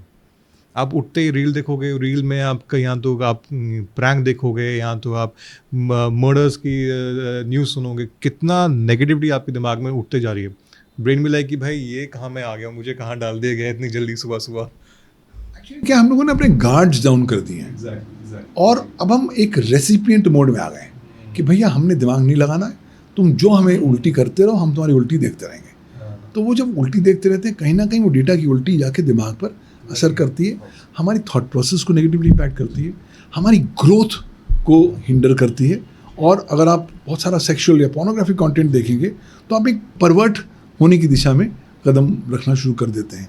सो मुझे लगता है कि इस टेक्नोलॉजी को केवल एक टूल समझ लीजिए और टूल जिंदगी नहीं है, ये बात समझ लीजिए। इंटरनेट और एआई जीवन नहीं है। इस बात को अगर आप समझेंगे और कहेंगे साहब जीवन ज़्यादा महत्वपूर्ण है, क्योंकि पूरा इंटरनेट एआई पे आप अपने आप को समर्पित भी कर दीजिए, वो इंसानी जीवन आपको वापस नहीं दे पाएगा। हम अपना जो वैल्यूबल टाइम है वो इस जगह लगा रहे हैं, वहाँ पर लगता है कहीं गार्ड रेल्स लानी ज़रूरत है।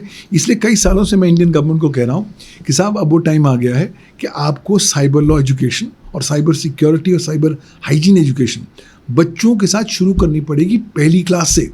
आज की तारीख में क्या होता है कि यूजीसी कहती है कि चलिए आप अंडर ग्रेजुएट में आप साइबर सिक्योरिटी कर लीजिए, पोस्ट ग्रेजुएट कर लीजिए। अरे आज तो बच्चों को आपने छोटी छोटी उम्रों में डिवाइसेस देने शुरू कर दिए हैं। आज बच्चे खाना नहीं तब तक नहीं खाते जब तक उनको आप मोबाइल गेम नहीं देंगे।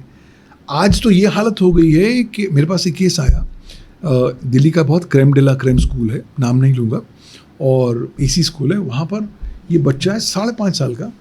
वो बच्चे ने अपनी डिवाइस के स्कूल के वाईफाई को हैक किया, फिर उसके बाद स्कूल की प्रिंसिपल के अकाउंट को हैक किया और वहाँ से मेल भेज दी बाकी स्टाफ को कि भैया मेरा अफेयर वाइस प्रिंसिपल के साथ चल रहा है। ये 5.5 साल का बच्चा कर रहा है। तो जब इस इस दिशा में दिमाग जा रहा है तो you have to be very very very careful. मतलब मेरे एक और एक परिचित हैं, उन्होंने एक एक्सपेरिमेंट किया।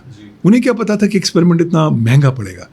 उनके यहाँ एक बच्ची पैदा हुई, तो जब बच्ची 4 महीने की थी तो पेरेंट्स ने डिसाइड किया कि बच्ची को हम एक गिफ्ट देते हैं।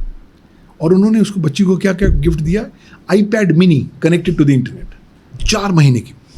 जब वो 6 महीने की थी तो वो बच्ची जिसने ज़िंदगी में पहला कोई शब्द नहीं बोला था, वो आईपैड मिनी को ऑपरेट करने में अपने पेरेंट्स से ज़्यादा माहिर थी। वो दूसरी बात है कि बच्ची ने अपना पहला शब्द 18वें महीने में बोला। उसका स्पीकिंग डिले हो गई, लेकिन वो बहुत प्रोफिशिएंट हो गई इस तरह की चीज़ों में। तो जब आपने पहला शब्द नहीं बोला लेकिन फिर भी आप इंटरनेट पर इतनी सारी चीज़ें देख रहे हैं, तो मुझे लगता है ये डीएनए अलग है। इसलिए बच्चों को अगर आप डिवाइसेस दे रहे हैं तो प्लीज़ उन्हें एम्पावर ज़रूर करें कि भैया आप एक बहुत खोलते हुए दरिया, आग के दरिया में कदम उठाने लग गए हैं। प्लीज़ एक अच्छा फायर सूट पहन लो ताकि एटलीस्ट आप एम्पावर हो जाएं। जो साइबर क्रिमिनल्स हैं, पीडोफिल्स हैं, वो आपको इम्पैक्ट ना कर सकें। और अक्सर बच्चों को पता नहीं होता कि उनकी एक्टिविटी क्या वो साइबर क्राइम के दायरे में आ रही है या नहीं आ रही है। कानून अनफॉर्चुनेटली अंधा है। अगर आपने साइबर क्राइम किया है तो चाहे बच्चे भी क्यों ना हो, आप पर मुकदमा दर्ज हो सकता है, आपको जुवेनाइल जस्टिस होम पे भेजा जा सकता है।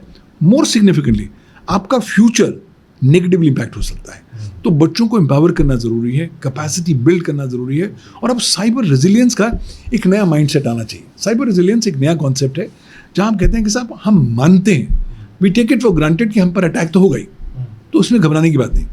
इंपॉर्टेंट चीज़ ये नहीं है कि मुझ पर अटैक हुआ है, इंपॉर्टेंट चीज़ ये है कि मैं अटैक होने के बाद कितनी जल्दी वापस पुनः नॉर्मलसी पर आ सकता हूँ। मुझे लगता है भारतवासियों को अब साइबर रेजिलियंट माइंडसेट को इनकलकेट करने की दिशा में ज़्यादा कैपेसिटी बिल्डिंग करनी पड़ेगी। आपने मुझे ना सोचने में मजबूर कर दिया। मैं बहुत कुछ आपसे पूछना चाह रहा हूँ, लेकिन मेरे दिमाग में बहुत चीज़ें ऐसी हो गई हैं कि ये ऐसा टॉपिक है जिस पे ना यूजुअली लोग बोलते नहीं हैं, उनको समझ ही नहीं है, पता ही नहीं है। लेकिन अभी धीरे हमारे ऐसे प्लेटफॉर्म हम कोशिश कर रहे हैं कि थोड़ा सा इम्पैक्ट लाएँ। अब हम कर ही रहे हैं बच्चों की बात, तो एक चीज़ और भी हम बड़ा एक इम्पॉर्टेंट टॉपिक है कि हम कहीं ना कहीं सबको ना एक डिजिटल कंपैरिजन के मोड में रखते हैं, हमेशा कंपैरिजन के मोड में रखते हैं। तो क्या इसने हमारे, आपको नहीं लगता कि हमारी रियल लाइफ हैप्पीनेस को हैम्पर कर दिया है? मुझे लगता है हैप्पीनेस तो उड़ गई हमारी ज़िंदगी से, क्योंकि हम लोग कॉन्स्टेंटली कंपैरिजन मोड में आ गए। मैं उससे बेहतर क्यों नहीं, मेरी कमीज़ उससे ज़्यादा सफ़ेद क्यों नहीं, ये माइंडसेट जो अब हर जगह आ गया है। तो छोटे छोटे बच्चे भी अपनी क्लास में जाके AI से पूछ रहे हैं कि मैं उस स्टूडेंट से कैसे बेहतर हूँ या वो मुझसे कैसे इन्फीरियर है। तो जब आप इस तरह की कॉम्पिटिटिव रेस में पड़ गए हैं तो खुशी तो आपकी ज़िंदगी से लुप्त हो जाने वाली ही है। मुझे लगता है we have to return back to human values. माँ बाप को अपने एग्जाम्पल सेट करना है, बट प्रॉब्लम है आज के माँ बाप तो खुद ही इतने बिजी हैं, वो खुद ही इतने परेशानियों से, टेंशनों से झेल रहे हैं, वो बच्चों को क्या टाइम देंगे। वो माँ बाप जो अपनी सिरदर्दी को घटाने के लिए बच्चों को एक मोबाइल फ़ोन दे देते हैं ताकि भैया तुम मोबाइल फ़ोन पे गेम देखो और तब खाना खाओ, उन माँ बापों को एक नए माइंडसेट से अब जीवन जीना पड़ेगा। विच इज़ टू से कि आप घर आइए और अपने बच्चों को दोस्त के साथ समझिए। अगर वो ज़माना चला गया कि तुम बच्चे और मैं बाप हूँ, माँ बाप हूँ और मैं जो कहूँगा तुम मानोगे, वो कहानी ख़त्म हो गई। अब हमें उन्हें एज अ दोस्त लेना पड़ेगा, उन्हें सेंसिटाइज करना पड़ेगा। बेटर है आप एक कॉन्वर्सेशन शुरू करिए। अच्छा ये मुकदमा ये न्यूज़ में आया था, बट आप क्या समझते हैं, चाहे ऐसा बच्चे को तुम आप कॉन्फिडेंस में लाते हैं कि साहब ये ऐसा है, और उससे धीरे धीरे बताते हैं कि भैया ये प्रॉब्लम एरियाज हैं बच के, तो कहीं ना कहीं वो मैसेज बच्चे के दिमाग में बैठ जाता है और वो आजीवन बैठ जाता है। आपको फॉर्मल उसको ट्रेनिंग देने की ज़रूरत नहीं है, आपने स्मॉल हिंट्स दे दिए, वो हिंट्स बैठ जाएंगे। तो मुझे लगता है कि साइबर अवेयरनेस, साइबर हाइजीन बहुत ज़रूरी है। अनफॉर्चुनेटली ये वो ऐसा एरिया है जहाँ पर हम लोग सब घुस गए हैं बिना किसी ट्रेनिंग के। भाई इंटरनेट आया, किसी ने हमें सिखाया नहीं क्या करना इंटरनेट पर, कल से चालू हो गए और तब से अपने ही जुगाड़ कर रहे हैं। मुझे लगता है कि cyber hygiene, cyber resilience mindset के तौर पर बच्चों में इनकलकेट करना पड़ेगा, कैपेसिटी बिल्ड करके, कॉन्फिडेंस के साथ साथ, और उन्हें प्रोत्साहित करके कि बॉस ये लाइफ बहुत ख़तरनाक है, इंटरनेट देखने की बात अलग है, एक्चुअली ये खतरों का एक जंजाल है, यहाँ पर एक महासागर है जहाँ पर बड़ी बड़ी मछलियाँ इंतज़ार कर रही हैं तुम्हें खाने के लिए। तो इसलिए जितनी जल्दी आप अपने आप को इन मछलियों से बचा पाएंगे, इन डेंजर्स से अपने आप को एस्केप कर पाएंगे, उतना ही ज़्यादा अपने आप को एम्पावर्ड महसूस करेंगे। बहुत बढ़िया सर। अगर हम ऑनलाइन ब्रेकअप्स और ऑनलाइन रिलेशनशिप्स की बात करें, ये real life breakup, heart break से या सिचुएशनशिप से कितना डिफरेंट है? आजकल बहुत चल रहा है ये। लेकिन देखिए रियल लाइफ हार्ट ब्रेक्स के साथ कोई तुलना नहीं ऑनलाइन हार्ट ब्रेक्स की। रियल हार्ट ब्रेक्स में तो एक्चुअली दिल टूटता है, और दिल जो एक बार टूटता है तो फिर वो आपका ज़िंदगी पर विश्वास उठ जाता है। ऑनलाइन तो बस टाइम पास खेल है, आज तुम्हारा रिलेशनशिप मेरे साथ है, आज टूटा कोई बात नहीं, तुम नहीं कोई और सही, कोई और नहीं कोई और सही, ये माइंडसेट आ गया है। और आजकल की जो जनरेशन है वो एक्सपेरिमेंटेशन मोड में आ गई है। एक तो हार्मोन्स जल्दी आने लग गए हैं, प्यूबर्टी जल्दी आ गई है, तो अब बच्चे डोंट माइंड एक्सपेरिमेंटिंग। मेरे सामने इतने सारे केसेस आते हैं जहाँ पर बच्चे अपनी नग्न तस्वीरें या न्यूड वीडियोस शेयर करते हैं और बच्चों के साथ, और फिर जब तक दोस्ती है तब तक ठीक है, फिर पता लगा लड़ाई हुई तो किसी व्यक्ति ने उसको पोर्नोग्राफिक वेबसाइट पर डाल दिया, और फिर उस पोर्नोग्राफिक वेबसाइट से आप चीज़ों को हटाएं कैसे? क्यों? क्योंकि अधिकांश तौर पर ये पोर्नोग्राफिक वेबसाइट्स होती हैं इंडिया के बाहर होती हैं और इंडियन कानून को मानती नहीं। एक बार आपकी इन्फॉर्मेशन वहाँ चली गई, फिर चाहे आप उल्टे भी टंग जाएं, वो वहाँ से लुप्त नहीं होने वाली, ख़त्म नहीं होने वाली। सो मुझे लगता है कि बच्चों को, यंगस्टर्स को ऑनलाइन रिलेशनशिप थोड़ी केयर के साथ डील करना चाहिए। अगर आप कर भी रहे हैं तो अपनी चीज़ें शेयर ना करिए। आप ऑनलाइन रिलेशनशिप किसी के साथ तभी बनाइए जब आप संतुष्ट हो जाएं कि वास्तविक तौर पर ये बंदा है ज़िंदगी में। पता लगा कि हमारे पास एक कैसा केस आया, ये 13 साल का लड़का है, ऑनलाइन किसी 12 साल की लड़की को मिल गया और दोनों में ऑनलाइन इश्क हो गया, और दोनों ने कहा चलो भाग चलते हैं घर से। तो जी लड़के ने डिसाइड किया चलो जी यहाँ इस लोकेशन पे मिलते हैं और चलो भाग चलते हैं। लड़की भी कहती मैं आऊँगी और मैं अपने पेरेंट्स के बहुत सारे पैसे भी ले आऊँगी, हम जाके अपना नया घर बसाएंगे। अब nth मोमेंट पर लड़का जो है 13 साल है वो थोड़ा घबरा जाता है, अपने माँ बाप को बताता है, माँ बाप पुलिस को बता देते हैं, पुलिस वहाँ मौके पे पहुँचती है। मौके पे वो देखते हैं कि वहाँ 12 साल की लड़की नहीं वेट कर रही, वहाँ 46 साल का एक बुढ़ा वेट कर रहा है उस लड़के को पकड़ने के लिए, उसको कहीं ना कहीं किडनैप करने के लिए और उसे पीडोफिल एक्टिविटी में डालने के लिए। तो आज की तारीख में आपको पता नहीं जो रिलेशनशिप आप जिसके साथ बना रहे हैं वो आदमी है, औरत है, घोड़ा है या कोई और है। तो जब तक आपको व्यक्तिगत तौर पर पता ना लग जाए तब तक आप रिलेशनशिप ना बनाएं। और दूसरी बात, रिलेशनशिप आज जो है ना कहीं आर्म ट्विस्टिंग रिलेशनशिप्स बन गए हैं। आपसे प्यार जताएंगे लेकिन आपका डेटा लेंगे। द मोमेंट आपकी रिलेशनशिप टूटी उसी डेटा का दुरुपयोग करके आपको सताएंगे, आपको साइबर क्राइम का शिकार बनाएंगे। मतलब वो माइंड सेट नहीं जाता था ना, हम तो डूबेंगे तुम्हें ले डूबेंगे। ये इंडिया में ऐसा ज़बरदस्त सैडिस्टिक माइंड सेट है जो मैं ऑनलाइन रिलेशनशिप में बहुत ज़्यादा देखता हूँ। और मुझे लगता है कि लोगों को केयरफुल होना पड़ेगा। जो इंसानी रिश्ते आप व्यक्तिगत जीवन में एक्चुअल वर्ल्ड में बना सकते हैं उनकी कोई तुलना आप ऑनलाइन रिलेशनशिप के साथ कर ही नहीं सकते। और ऑनलाइन में छुपावट ज़्यादा है, छलावट ज़्यादा है, छल, फ्रॉड, डिसेप्शन ज़्यादा है, चीटिंग ज़्यादा है। तो आपको केयरफुल होना पड़ेगा। सर, आज के डिजिटल ज़माने में सबसे बड़ी चीज़ क्या है? आप क्या देखते हो वेल्थ में? मेंटल पीस, पॉपुलैरिटी, या कहीं ना कहीं एक तरीके से आप प्राइवेसी बोलो? अनफॉर्चुनेटली आज के डिजिटल एज में सब लोग दौड़ रहे हैं अपने डोपामिन को बढ़ाने के लिए, अपनी फील गुड फैक्टर को बढ़ाने के लिए, और इसलिए इंसानी रिश्तों को कहीं ना कहीं रेलीगेट कर रहे हैं, इंसानी फीलिंग्स को उतना इम्पोर्टेंस नहीं दे रहे हैं। और अल्टीमेटली हम लोग इस डिजिटल दौड़ में लूजर्स होंगे, इसमें मुझे कोई डाउट नहीं है। इसलिए डिजिटल दौड़ ज़रूर करिए, लेकिन अपने बुनियादी रिश्ते जो हैं उस पर आप तवज्जो आपकी कम नहीं होनी चाहिए, क्योंकि अल्टीमेटली हम इंसानों से तो डील कर रहे हैं। हमने एआई के साथ तो शादी नहीं करनी, हमने एआई के साथ तो ज़िंदगी बताना नहीं है। वो दूसरी बात है कि अल्बानिया जैसी कंट्री ने हाल ही में अपना एक नया मिनिस्टर अपॉइंट किया है एआई का, और वो एआई का मिनिस्टर भी एआई है। एआई एल्गोरिदम को एआई मिनिस्टर बना दिया है कि भैया आप करप्ट नहीं होंगे, बाकी जगह करप्शन आप रोकेंगे। तो जब हम सब इंसानों से मिलने वाले हैं तो कहीं ना कहीं फोकस इंसान पर होना चाहिए। और इंसान की जो फितरत होती है ना वो बड़ी अजीब होती है। मैं कई साल पुराना किस्सा एक बताता हूँ आपको। ये अर्ली टाइम्स की बात है, अर्ली 2000s की बात है। इंटरनेट बहुत ज़्यादा प्रचलित नहीं था, लोग उस ज़माने में थोड़े भोले हुआ करते थे, और लोगों को लगता था कि साहब इंटरनेट पर आपने जो लिख दिया आप अज्ञात हैं, आपकी कोई आइडेंटिटी ढूंढ नहीं सकता। तो हमारे एक क्लाइंट थे, वो किसी कंपनी के टॉप मैनेजर थे, कंपनी चलाते थे। एक दिन उस कंपनी में मेल आती है, उस मेल की कॉपी एमडी को भेजी जाती है और जितने सारे एम्प्लॉयज़ हैं उनको कॉपी मार्क होती है। वो मेल जब आप खोलें तो वो मेल विचित्र प्रकार की मेल है, मैंने ज़िंदगी में ऐसी मेल देखी नहीं।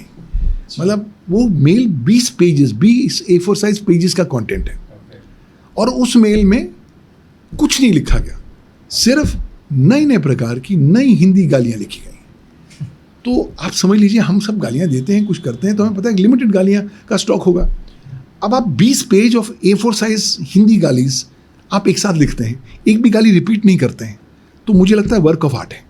तो ये मेल आई तो एमडी ने सोचा साहब ये किसी के भड़ास हो गई, छोड़ देते हैं। 2 महीने बाद दूसरी मेल आती है, दूसरी मेल में भी एडिशनल 20 A4 साइज पेजेस की नई हिंदी गालियाँ, जो ना इस बार रिपीट हुई ना पिछली बार रिपीट हुई। इस तरह का सिलसिला साल भर चलता रहा। 6 मेलें आ गई, 120 पेजेस ऑफ हिंदी गालीज, मतलब जो कभी आप अनुमान भी नहीं लगा सकते कि किस प्रकार की गालियाँ हैं। तो उस सेंडर ने इतना ज़बरदस्त रिसर्च किया और एक गालियों का भरपार जो भेंट थी वो एमडी को भेजी। अल्टीमेटली वो डिटेक्ट हो गया and he was nothing but the joint managing director of the company. मतलब वो चाहता था कि एमडी हटे और मैं उसकी कुर्सी पर आ जाऊँ, और उसने कहा कि बेस्ट है कि साइबर कैफे जाते हैं। मैं उनकी जब कंप्यूटर को लिया गया और देखा गया, सब उन्होंने अलग अलग फोल्डर्स बना रखे थे, हिंदी गाली अलग, तेलुगु गाली अलग, मलयालम गाली अलग। तो मतलब जब आप इतनी ज़बरदस्त शिद्दत के साथ गालियाँ इकट्ठी करते हैं तो मुझे लगता है आप दूसरे लेवल पर चले जाते हैं। सो वो ज़माना अलग था, वो सोचते थे कि वो पढ़े नहीं जाए, वो आइडेंटिफाई हुए, फिर मामला आगे बढ़ा। सो मुझे लगता है कि आज इंटरनेट पर और एआई पर हम जब भी जा रहे हैं 2 चीज़ याद रखें। ये दोनों ऐसे क्रीचर्स हैं, दोनों ऐसे प्रकरण हैं जो ना तो कभी सोते हैं और ना ही कभी कुछ चीज़ भूलते हैं। तो एक बार ये दो कैरेक्टरिस्टिक्स को हम ध्यान में रखेंगे तो काफ़ी हद तक हमारा टॉप मोस्ट प्रायोरिटी होनी चाहिए कि हम अपने आप को बचाएं कैसे, अपनी प्राइवेसी को, अपनी रेपुटेशन को कैसे बचाएं।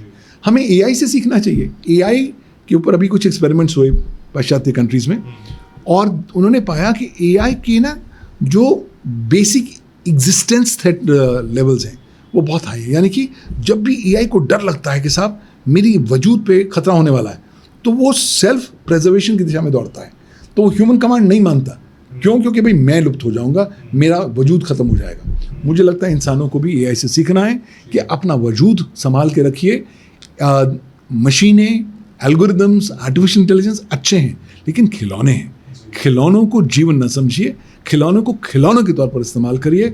अपने कंट्रोल, अपने नियंत्रण को बरकरार रखिए, और अपने दिल के अंदर जो गहरी चीज़ें हैं, डीप सीक्रेट्स हैं, वो इंटरनेट पर, वो एआई के साथ बिल्कुल नहीं शेयर करनी। मुझे नहीं पता अगला किस समय पर यही एआई आपकी इसी डीप सीक्रेट्स को आपके बरखिलाफ हथियार के तौर पर इस्तेमाल करेगा। और अगर एआई आपने सिस्टम पे इस्तेमाल कर रहे हैं, कुछ आपने अपनी न्यूड फोटोज़ लग रखी हैं या कुछ अपने अफेयर रिलेटेड कंटेंट रखा हुआ है, तो बी रेस्ट एश्योर्ड एआई इस कंटेंट को ढूंढ निकालेगा और आपके बरखिलाफ इस्तेमाल करेगा। इसलिए शक, सुविधा सब साथ साथ चलेगी। आप कोशिश करें अपनी कम से कम जानकारी एआई के साथ शेयर करें। और इंटरनेट पर तो ग्लोबल नोटिस बोर्ड है। आप सोचते हैं कि साहब इंटरनेट पर एक बार आ गया लोग भूल जाएंगे, लोग कुछ नहीं भूलेंगे। जिसने जुगाड़ निकाल के पता लगाना है वो निकाल ही लेगा। और अगली बार आप जब नौकरी करने जाएंगे या नया नौकरी ऑफर पर जाएंगे, तो समझ लीजिए कि आपके पोटेंशियल एम्प्लॉयर्स ना केवल इंटरनेट पर आपकी खोज करेंगे, सोशल मीडिया पर खोज करेंगे, बट एआई पे खोज करेंगे कि साहब ये एआई पे इनका माइंडसेट बताइए, क्या ये वर्थवाइल है भी कि इनको नौकरी पर रखा जाना चाहिए या नहीं। तो जब आप इतनी ओर से इफेक्ट हो गए हैं और चारों तरफ से इम्पैक्ट हो गए हैं, thumb rule is very clear, sit back, relax, consolidate. बड़े बुजुर्ग कह गए हैं कि साहब जब तूफान आता है ना, ज़मीन पे लेट जाओ, तूफान चला जाएगा, खड़े हो जाना, आगे बढ़ जाना। अभी तूफान एआई का आ रखा है, आज समय आ गया है कंसोलिडेशन करने का, अपने वजूद को बचाने का। क्योंकि एक बार ये तूफान थम जाएगा तो हम फिर खड़े होकर आगे बढ़ना शुरू करेंगे। जी, thank you so much sir, मज़ा आ गया आपसे मिलके, और आपका स्टाइल मुझे बहुत ज़्यादा पसंद आया। आप जिस तरह समझाते हो चीज़ों को, बहुत इजी आपने समझाया। Thank you so much sir, आपने टाइम निकाला हमारे चैनल पे आए, और एक बार दोबारा बैठेंगे, किसी और चीज़ पे हम डिस्कस करेंगे। Thank you so much sir. Thank you, आपने बुलाया, आपके पॉडकास्ट पर आके बात करने में बहुत अच्छा लगा। आपने जो अलग अलग पहलुओं को आपने उठाया, very very impressive. Congratulations and wish you all the best.